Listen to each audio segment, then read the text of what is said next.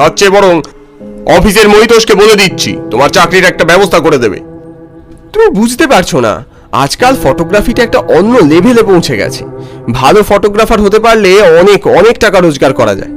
আবার আবার সেই গোয়ার তুমি একটা কথা কান খুলে শুনে রাখো অয়ন, তুমি যদি ওসব আজে বাজে দিকে পা বাড়াও তাহলে এ বাড়িতে তোমার খাওয়া জুটবে না।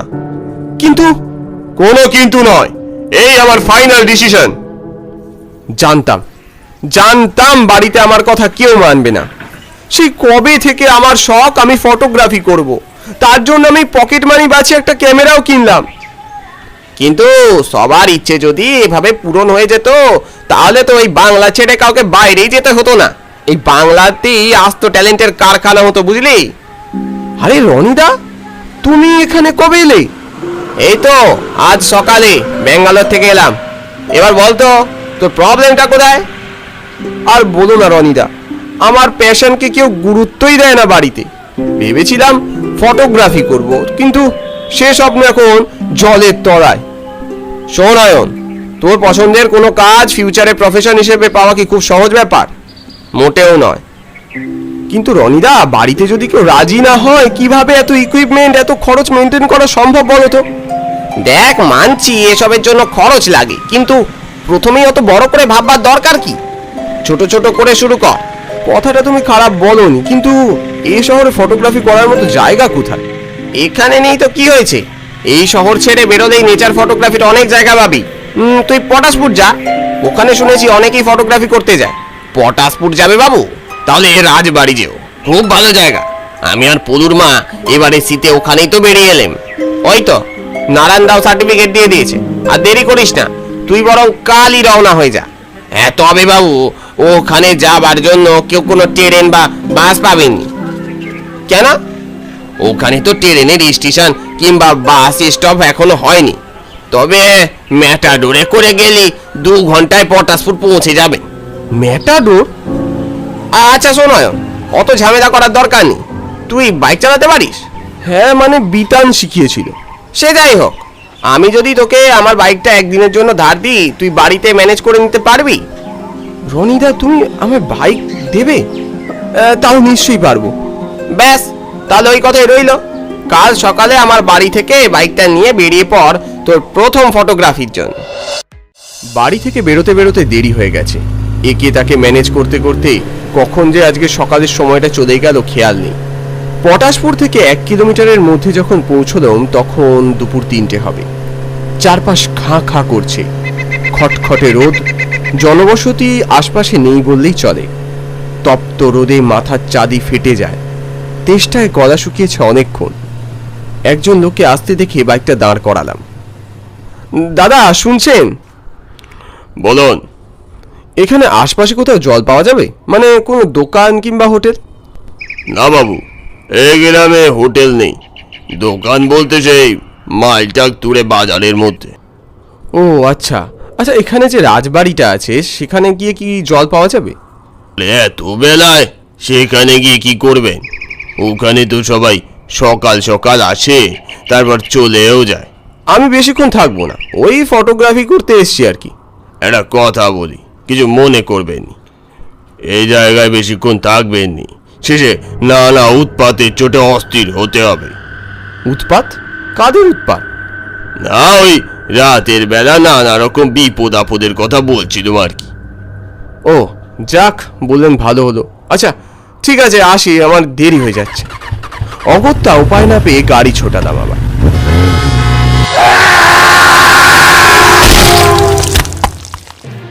আজকের বিশেষ বিশেষ খবর। পটাশপুর হাইওয়েতে এক বাইক আরোহীর সাথে একটি 10 চাকা লরির ভয়াবহ দুর্ঘটনা ঘটে। ঘটনাস্থলে বাইক আরোহীর মৃত্যু হয়। মৃত বাইক আরোহীর মাথা থেতলে যাবার কারণে তাকে এখনো শনাক্ত করা সম্ভব হয়নি। এটা তো আমার বাইক, তার মানে অয়নের অ্যাক্সিডেন্ট হয়েছে, ও মারা গেছে। এটা কি করলাম আমি? নিজের হাতে একজনকে মৃত্যুর দিকে ঠেলে দিলাম। এখন আমি ওর বাড়ির লোককে কি জবাব দেব? ওর বাড়িতে এই খবরটা দেওয়া ঠিক হবে?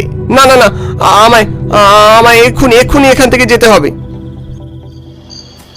এই যে কেউ আছে, আমায় কেউ হেল্প করুন না প্লিজ। আশপাশে কাউকে চোখে পড়লো না, শুধু চারদিকে ঝোপ জঙ্গল আর কালো অন্ধকার।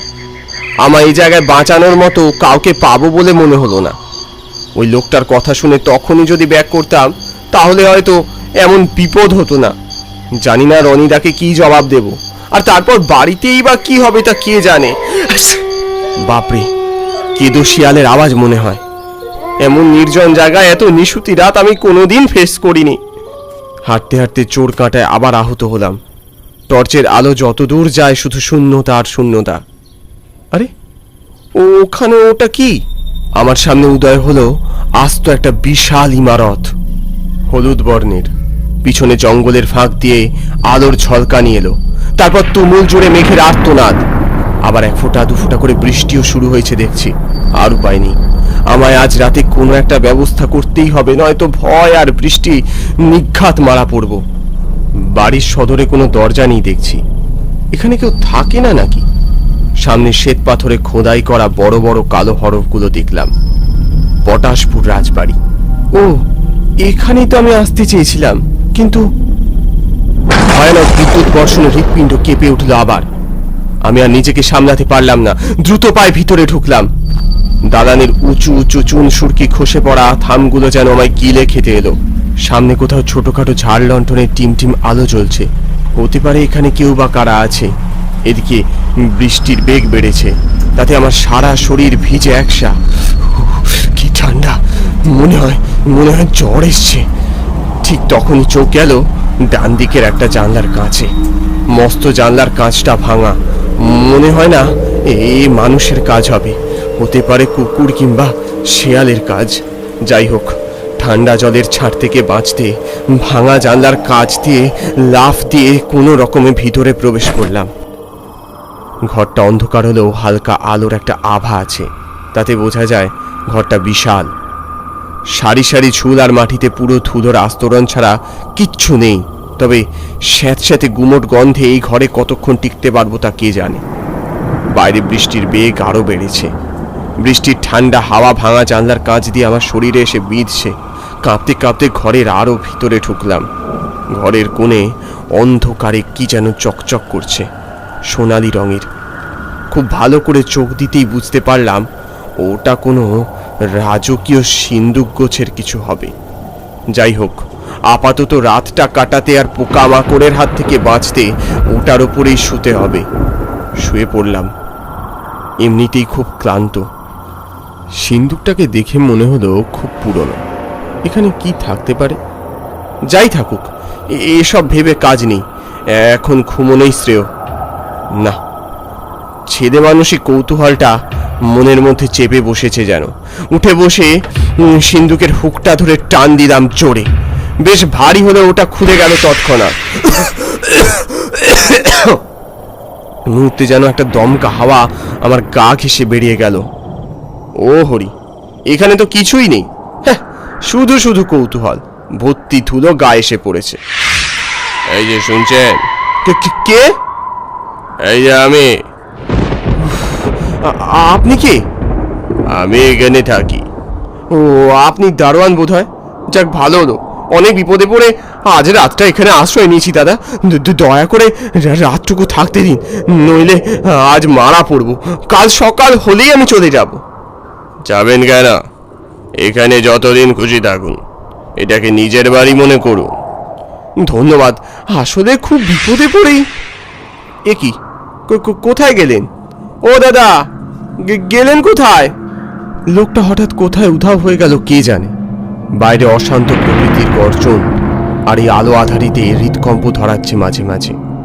ভাবলাম প্রথমবার আমার কাজ করতে এসেই বিপদে পড়লাম। হয়তো আমার ভাগ্যে ফটোগ্রাফি নেই, তাই এমন হচ্ছে। উফ, খুব খিদে পেয়েছে। সেই কোন সকালে চা বিস্কুট খেয়ে বেরিয়েছি, তারপর একটা দানা পানিও পেটে পড়েনি। এত রাতে একখানা হাঁসের ডিম ছাড়া আর কিছু পেলাম না। কে আপনি? আপনাকে তো ঠিক চিনতে পারলাম না। আমি নিবারণ, ওই দরওয়ান আমায় পাঠালো। ও, তাই বলুন। আবার এসবের কি দরকার ছিল? আরে খান খান। এমনিতেই তখন থেকে পেট চোঁচো করছিল খিদে। ডিমটা দেখে লোভ সামলাতে পারলাম না, না দেখে একেবারে গলার্ধকরণ করলাম। এই নিন জল। এ? হ্যাঁ হ্যাঁ হ্যাঁ, ধন্যবাদ। এই নিন গ্লাসটা। আর একটা ঢেকুর। মানে আর একটা ঢেকুর তুলুন। কি বলছেন? কিছুই তো বুঝতে পারছি না। এই তো লক্ষ্মী ছেলেটা।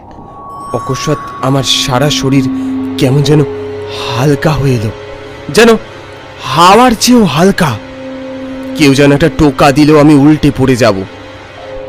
সুধাকর, ও হে সুধাকর, এবার তো এসো। লোকটা যেন হাওয়ায় ভেসে এলো। আপনি? হ্যাঁ আমি। এই ওটা ধর রে।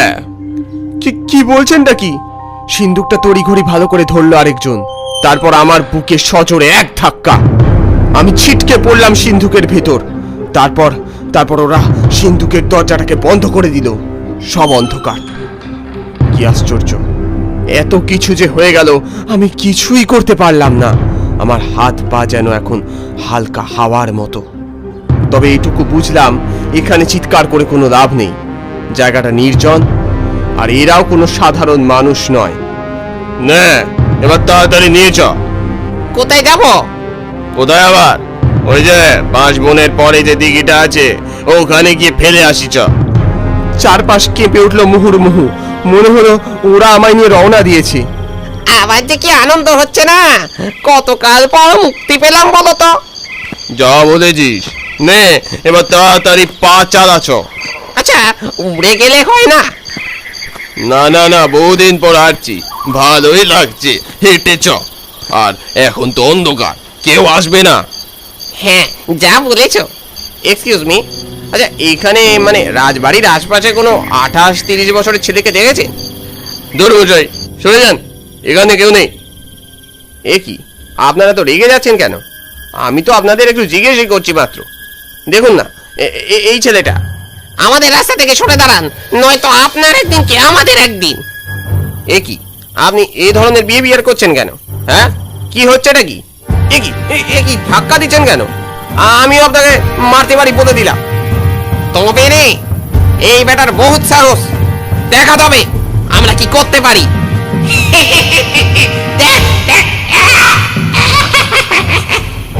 এ কি কে আপনারা? ওরে বাবা রে! খুব পেরেছিস। দেখ, আজকে তোকে জবাই করেই ছাড়বো। আমায় ছেড়ে দিন, আমায় ছেড়ে দিন। আরে এটা রনিদার আওয়াজ না? হ্যাঁ, ওর চিৎকার শোনা যাচ্ছে। এই আমার শেষ সুযোগ, আমাকে সর্বশক্তি দিয়ে ওকে বলতেই হবে, রনিদা, ও রনিদা বাঁচাও! অয়ন, অয়ন তুই কোথায়? এই সিন্ধুকের মধ্যে। ওখানে কি করছিস? আর বলো না, ওরা আমায় ঢুকিয়ে দিয়েছে, আমায় উদ্ধার করো। ঠিক আছে দাঁড়া, চিন্তা করিস না অয়ন, সব ঠিক হয়ে যাবে।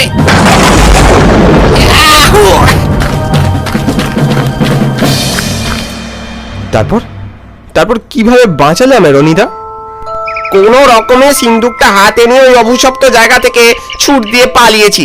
তারপর বাড়ি এসে তোকে সিন্দুক থেকে বের করে উদ্ধার করেছি, বুঝলি? পরে শুনেছি ওই রহস্যময় সিন্ধুকে রাজা তার শত্রুদেরকে খুন করে গুম করে রেখে দিত। হয়তো তুই ওটা খোলাতেই ওদের আত্মারা বেরিয়ে এসছে। যাক সে কথা, এখন বলতো তুই হঠাৎ বাইক ফেলে গিয়েছিলি কোথায়? আর বলো না, কিছু ডাকাত গোছের লোক আমায় মেরে বাইক, ক্যামেরা, মোবাইল সব ছিনিয়ে নিয়েছে। ও, তাই জন্য ওখানে গিয়ে দেখি তুই নয়, অন্য কারো অ্যাক্সিডেন্ট হয়েছে। আচ্ছা এখন বল, ওই সিন্দুকটার এখন কি করি? ওসব ঘরে রাখার দরকার নেই, বেচে দাও। কেউ ভাবতে পেরেছিল সেই